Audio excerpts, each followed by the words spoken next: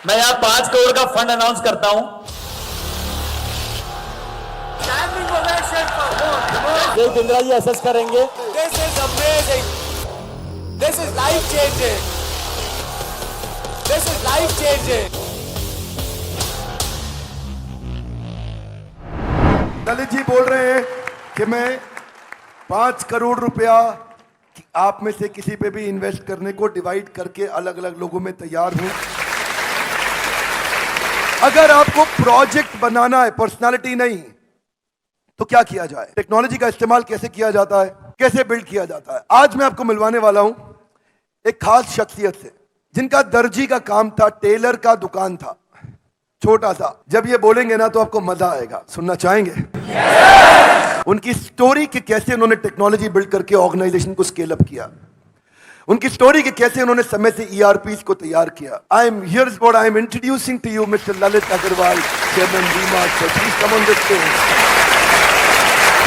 Welcoming Mister Lalit Agarwal. आइए sir, आइए। I am getting goosebumps, मेरे रोंगटे खड़े हो गए हैं। Look at that positive energy, look at the energy that you have created. छोटी सी कहानी है।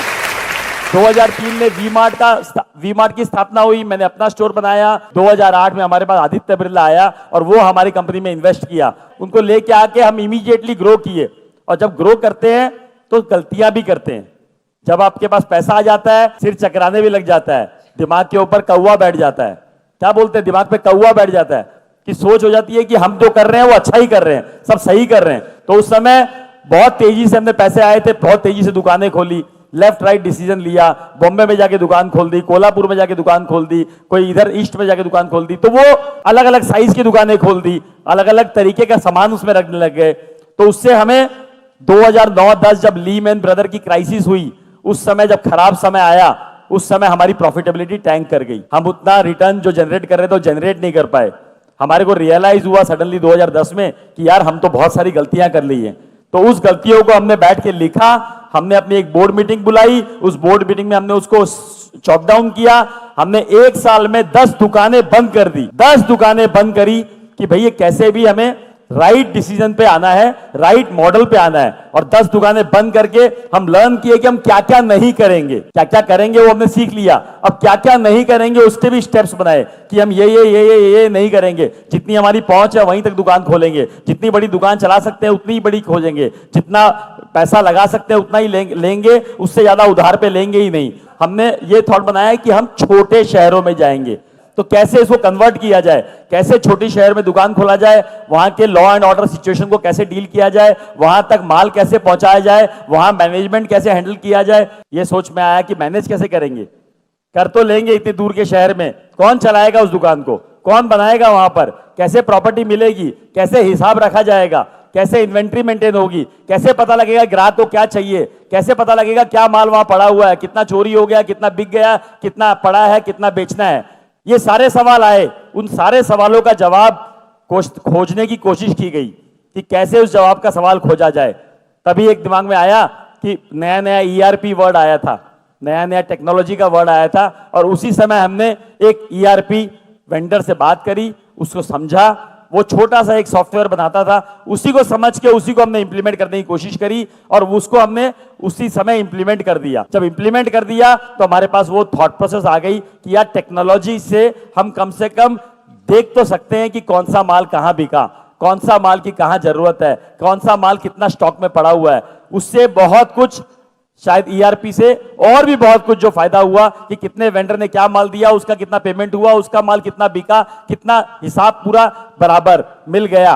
तो सबसे पहली शुरुआत वहां से ईआरपी से हुई और हमने छोटे शहर में पेनिट्रेट किया और छोटे शहर ने हमें इतना रिवॉर्ड किया क्योंकि इतनी बड़ी जनता है जो कि आप हर कोई चाहता है कि अच्छा दिखे, अच्छा पहने, अच्छे से रहें और अच्छे अपने बच्चे को और परिवार को देखें। तो हर कोई चाहता है, लेकिन उसको अपने पॉकेट साइज में अगर मिल जाएगा तो वो लेना चाहेगा। ऐसा कोई रॉकेट साइंस नहीं है कि हमें रॉकेट बनाना है, हमें एक सिंपल काम करना है। अगर हम ध्यान से फोकसफुल करें तो काम हो जाएगा। क्वालिटी जो है पैसे डालने से नहीं बनती है, क्वालिटी खाली केयर, मेहनत और राइट नॉलेज से बन सकती है। Standing ovation, very large round of applause for Mr. Lalit Agarwal. Thank you, sir. एक दो क्वेश्चंस ले सकता हूं सर के साथ if he allows, उनको कहीं जाना था बट हाँ जी सर। जब बात आती है वेंडर की, वेंडर कहते हैं मेरे को 5 रुपए सस्ता चाहिए, ये आदमी 5 रुपए सस्ता दे रहा है सर, उसमें हम आके फंस जाते हैं रेड ओशियन में। हम नया प्रोडक्ट लॉन्च करते हैं, कल को वो नहीं बिकता तो हमारा बड़ा लॉस होके बैठ जाता है। हमें शहद बनना है, मधुमक्खी अपने आप आएगी। कोई ना कोई गैप है, कोई ना कोई चीज आपको डालनी पड़ेगी जिससे वो चीज चमक के बाहर निकले। जब जो लोग अपने आप भिनभिनाए आपके अराउंड, अपने आप बोले कि मैं कपड़ा आप ही का लूंगा, मैं माल आप ही का लूंगा, वो तो प्रोडक्ट, उसकी सर्विसेज, आपके व्यवहार, आपके आचरण, आपका तरीका में क्रिएट करना पड़ेगा और यही सब आप लर्न करके जाओगे यहाँ से। Good morning sir. Sir good morning. आपने कहा कि बोला कि अपने स्टाफ को आप छोड़ो, जैसे बच्चों को आप चलना छोड़ते हो, चलने के लिए छोड़ देते हो, तो जैसे जैसे हम जब भी स्टाफ पे पूरा ट्रस्ट करते हैं ना, स्टाफ कभी ना कभी धोखा दे देता है सर। कोई बात नहीं, ऐसा भी नहीं है, कोई बात नहीं। गिरोगे, पड़ोगे, लगोगे, गाड़ी लेके निकलते हो, चलाते हो तो कभी ना कभी एक्सीडेंट होता है, कभी हल्का सा टच होता है, कभी बहुत बड़ा एक्सीडेंट होता है, तो गाड़ी चलाना बंद कर दोगे, गाड़ी में बैठना बंद कर दोगे। तो ये विश्वास के साथ ही चलना पड़ेगा कि जीवन में निकले हैं तो कुछ ना कुछ होगा, कुछ ना कुछ होगा। उस होने के सदमे से हम बैठ नहीं जाएंगे।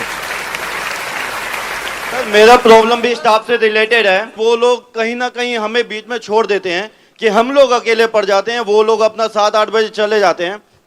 मेरा मैन्युफैक्चरिंग बिजनेस है तो हमें लोडिंग भी करवानी पड़ती है और हमें सब करना पड़ेगा। 10 बजे तक शुरुआत में सारे काम करने पड़ेंगे। 100 बार टेम्पो में बैठ के डिलीवरी देके आया हूं, 100 बार। मैं यहाँ 5 करोड़ का फंड अनाउंस करता हूं। This is amazing. This is life changing. This is life changing.